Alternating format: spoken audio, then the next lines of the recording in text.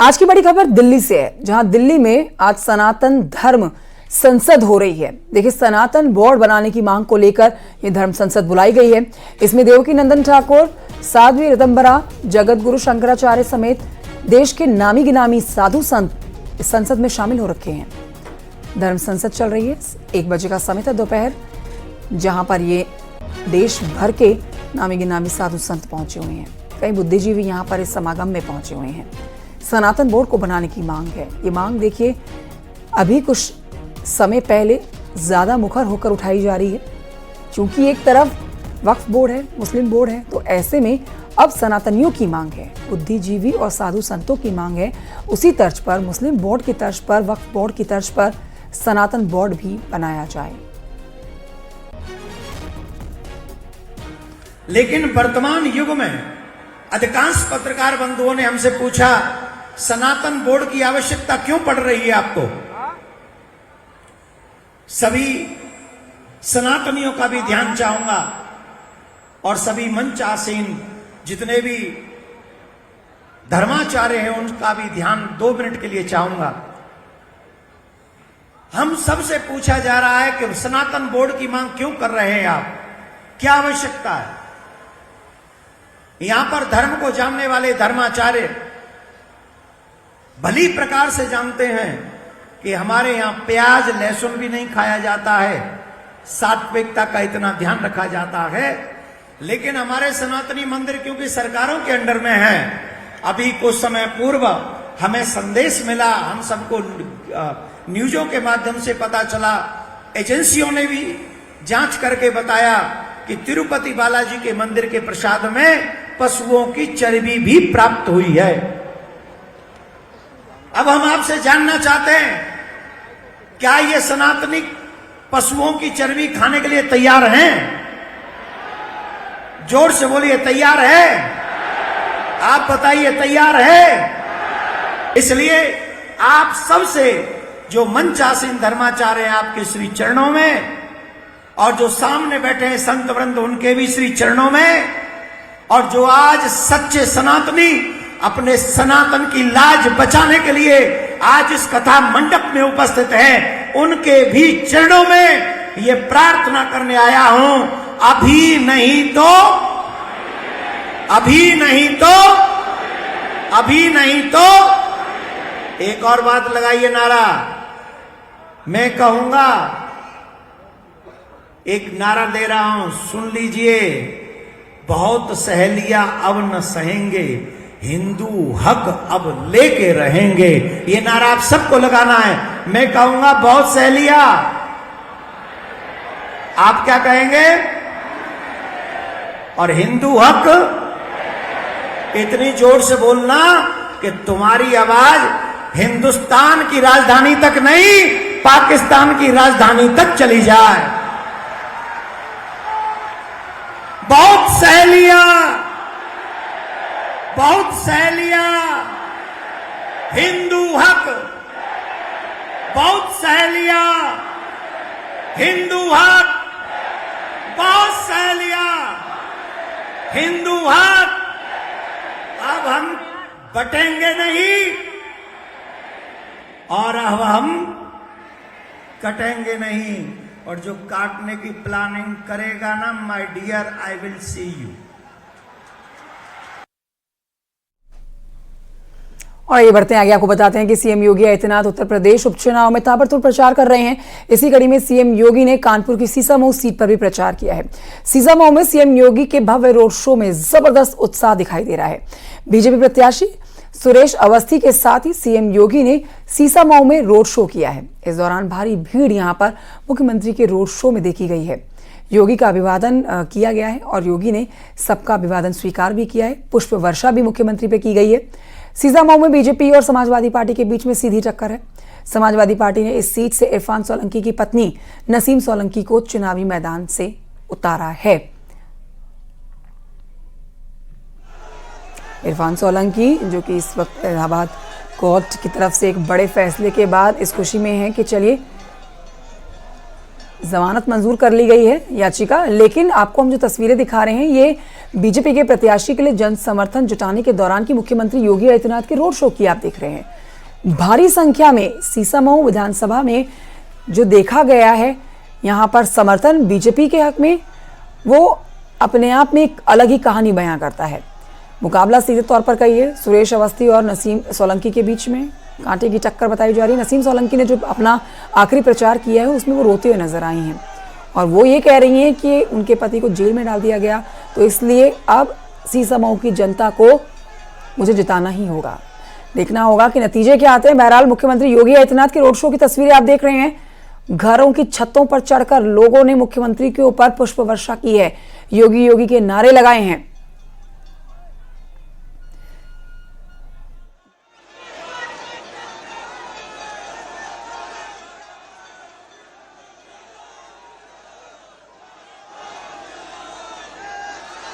सबसे पहले सुबह पहुंचे, उसके बाद ये रोड शो।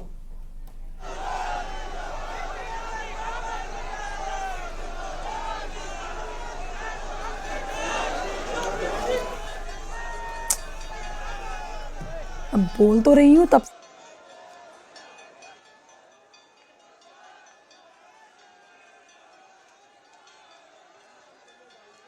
आपके सामने मुख्यमंत्री योगी आदित्यनाथ आज ताबड़तोड़ प्रचार में जुटे हुए हैं। देखिए, चुनाव से पहले ये 10 की 10 सीटें साधनी है बीजेपी ने। बीजेपी का संकल्प है इन 10 सीटों पर जीत दर्ज करने का। और जो सबसे पहले आपने सुबह तस्वीरें देखी फूलपुर विधानसभा की, इस सीट पर तो मुख्यमंत्री योगी आदित्यनाथ ने पूरी तरह से मोर्चा संभाला हुआ है और अब दूसरी तरफ सीसामऊ पहुंचे हैं। फूलपुर के बाद सीसामऊ में जो रोड शो हुआ है उसकी तस्वीरें आप देख रहे हैं।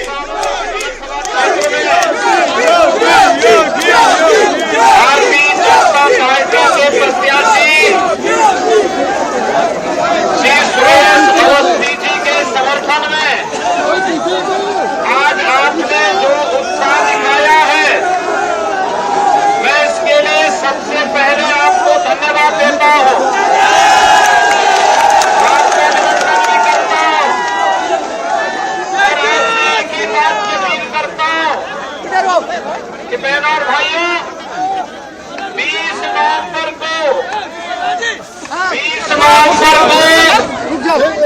हमें ये बात जरूर ध्यान में रखना है कि बटेंगे तो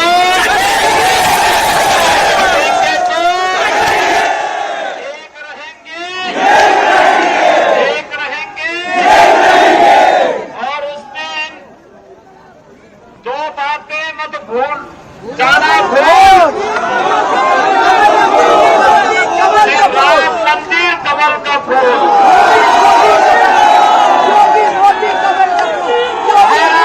माता की जय जय श्री राम, जय जय श्री राम।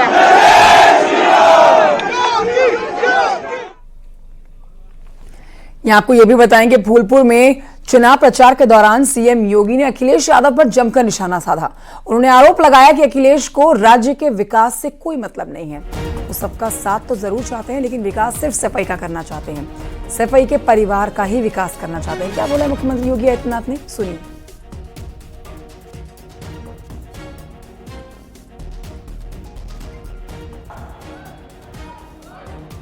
इनको किसानों से कौन मतलब रह गया? इनको व्यापारियों से मतलब नहीं, इनको विकास से मतलब नहीं। इनका तो एक ही सिद्धांत है कि सबका साथ और सफाई परिवार का विकास। यूपी में चुनाव के लिए बीजेपी और समाजवादी पार्टी में सियासी बयानबाजी चरम पर है।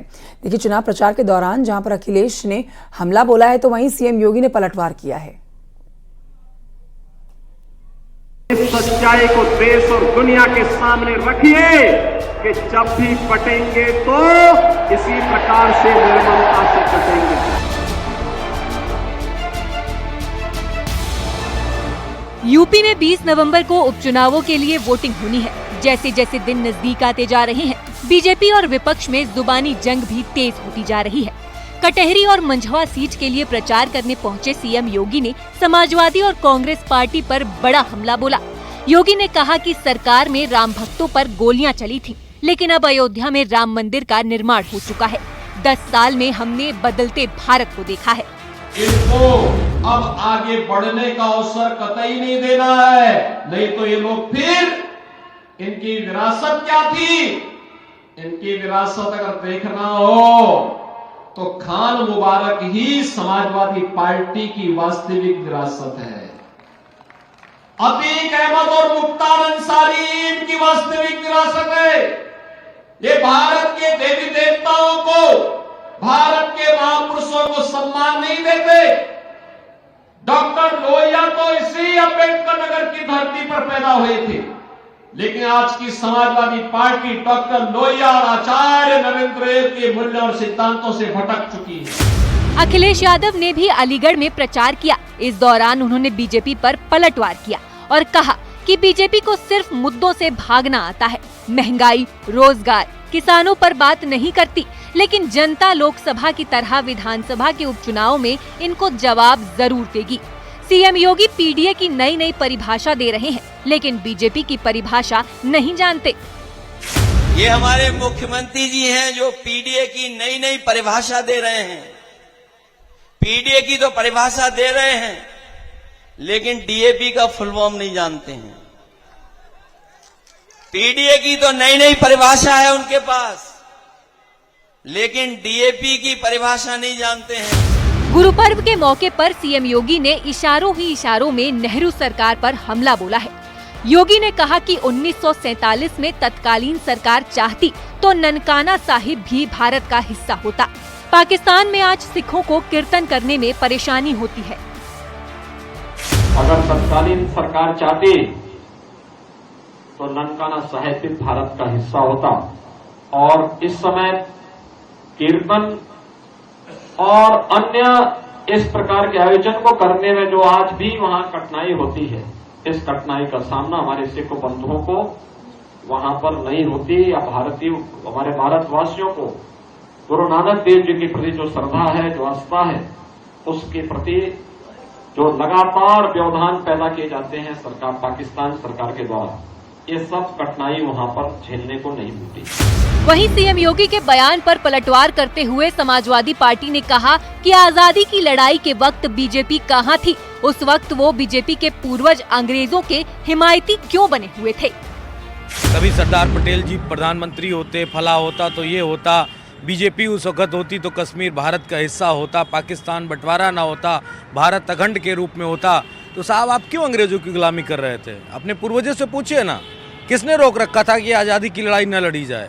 तब तो आप अंग्रेजों से पेंशन ले रहे थे, उनको लव लेटर लिख रहे थे, सजा माफी की बात कर रहे थे। तो आज इस तरह की बात अगर उत्तर प्रदेश के मुख्यमंत्री कह रहे हैं तो सिर्फ और सिर्फ राजनीति करने के लिए कह रहे हैं। 20 नवंबर को होने वाली उपचुनाव की वोटिंग में अब कम ही दिन बचे हैं।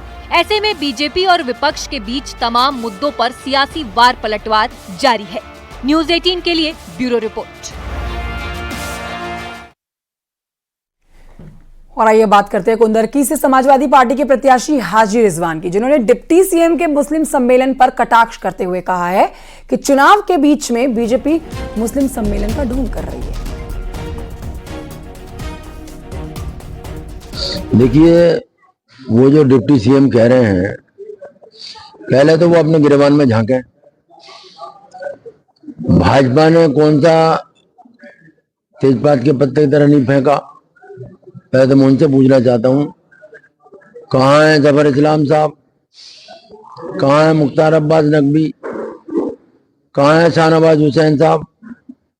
इन्होंने तो खुद फेंक दिया उन्हें निकाल के।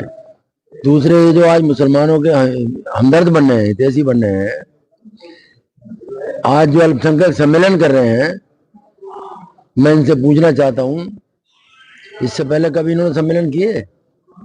कौन सा मुसलमानों को पार्लियामेंट में टिकट दिया, मुसलमानों को विधानसभा में टिकट दिया? मुसलमान पर भरोसा ही कभी नहीं, इन्हें मुसलमान पर कभी भरोसा ना रहा है ना रहेगा। आज जो ढोंग चल रहा है इस क्षेत्र में, वो दबाव का ढोंग है। प्रधान टोपी लगाए फिर रहे, दाढ़ी वाले बेचारे